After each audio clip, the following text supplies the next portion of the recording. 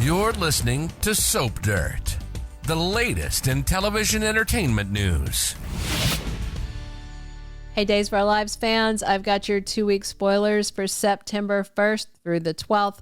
We're going to talk about Philip getting tricky and Jack playing nice. It's Melinda from Soap Dirt. If you're not following us, please reach down, click that subscribe button. Let's get into it. Monday, September 1st is Labor Day, but we are still getting a brand new episode of Days of Our Lives.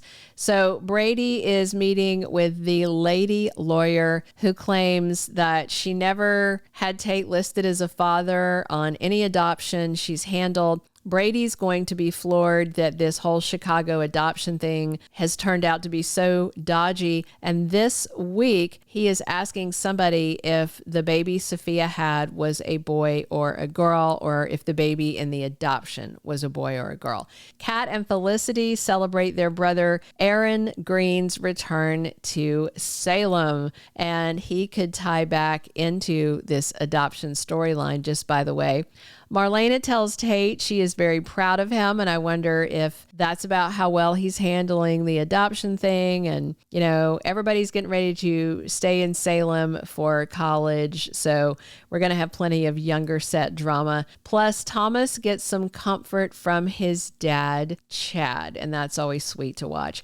Tuesday, September 2nd, Tate gets a adoption update from Brady. So Tate's dad is continuing to go down this adoption rabbit hole. His spidey senses are tingling, and he wants to find out the truth about his grandson and granddaughter for Tate's sake. But also at this point, Brady is so suspicious, he's not going to let this go. Sophia goes into panic mode when she's talking to Melinda, and Sophia is telling her that she accidentally referred to the baby as a boy again, and that sends Melinda into panic mode. And if you remember, Brady already threatened Melinda. She should be very scared, because that's exactly where Brady's investigation is leading, and there's no telling how he's going to react to what Melinda has done. Marlena has some more Queen of the Night nightmares, and she's waking up feeling all out of sorts. She has fallen asleep on the sofa at her place and had one of these weird dreams. She has fallen asleep in her bed and had some of these weird dreams. All of her health tests are fine. There's one more Sarah wants to run. I don't think this is a physical ailment. And plus, we've got the Arabian Nights book in play, so it's all very, very strange. And then, of course, Susan Banks is saying that Stefano is back, so something wicked this way comes. Plus, Chad tells Cat how he really feels. Now, this may be about her working for EJ, because the other day Chad was telling Cat, don't do it. She was insisting she can take care of herself. Bottom line, it isn't just about the paycheck. It's about her ISA mission, and Chad, of course, is in the dark about that. Then again, Chad could be telling Kat about his feelings for her, because they're definitely growing. On Wednesday, September 3rd, Erin and Arianna Horton find themselves stuck together, and I wonder if they get ditched by Tate and Holly, because also on Wednesday, Tate and Holly are sharing a romantic moment, so they may bail on their friends. Xander sees Marlena for an anger management treatment session, and she wants to know the source of Xander's anger. And he says cheating and lying and scheming, which that's probably triggers for all of us, right? But Marlena also realizes that Xander just hasn't been forgiving anyone for anything. After eavesdropping on the Titan Boys with her handy-dandy pen microphone, Gaby offers Philip some encouragement.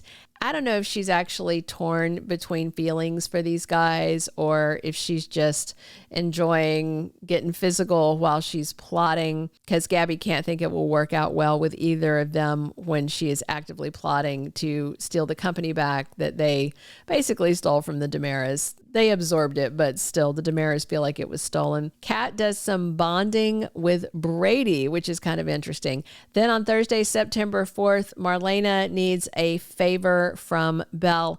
I wonder if Marlena wants Belle to watch over her while she's sleeping, to just see if there's anything maybe Marlena doesn't realize that is triggering her, or maybe Marlena's talking in her sleep. We'll see. Gaby updates Tony about the Titan plot, and she tells him about the microphone pen that she placed on CEO Xander's desk.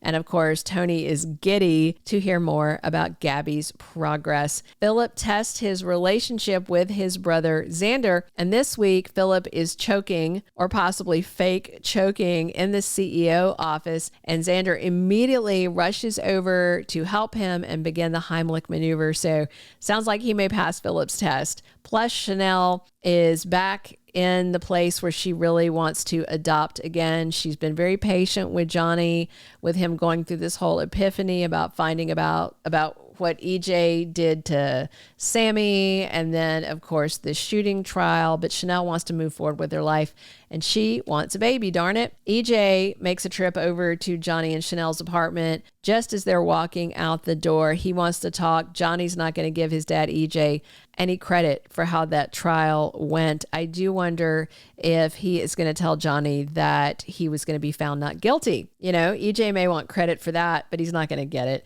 Friday, September 5th, Chad is worried about Cat, and this may be back to working for EJ. And Julie welcomes Jennifer and Jack home for JJ's birthday party. His birthday is September 3rd, so I'm assuming that's the date it is in Salem at that point. Julie has an intense conversation with Jack and Jen. Obviously, she's going to let them know that Gwen is back in town.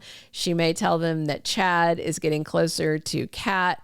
And I do think Jen is going to freak out if she hears that her evil stepdaughter Gwen and Abby imposter Kat are becoming friends. Jack and Gwen run into each other in the square, and things seem fine until they're not. 2 step forward, 1 step back. Gwen doesn't think it's a good idea. She goes to JJ's birthday party, even though Jack invites her, because everybody hates her. But Jack reassures Gwen he doesn't hate her, and Tate catches Sophia in another lie. Brady and Steve continue to investigate Sophia's adoption. And also this week, Kristen is going to get her prison sentence, and Brady wants her to get the maximum time allowable.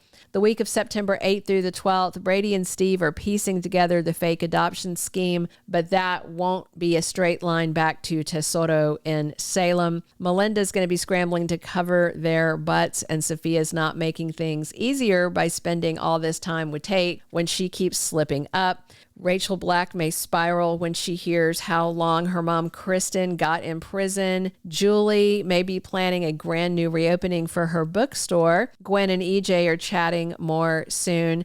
I don't know if it's going to be romance, maybe just friendship, because both of them are town pariahs. Marlena's nightmares could provide clues to what is going on with her, and we're going to find out more about EJ's secret plans for the hospital. Little scary that Dr. Rolf's name was dropped recently, and how long until Chad figures out Kate is an ISA agent. Thank you for being a loyal listener. Follow us wherever you get your podcast, because you don't want to miss the next episode. Soap Dirt is on all the major podcast platforms, including Apple Podcast, Spotify, iHeartRadio, and more.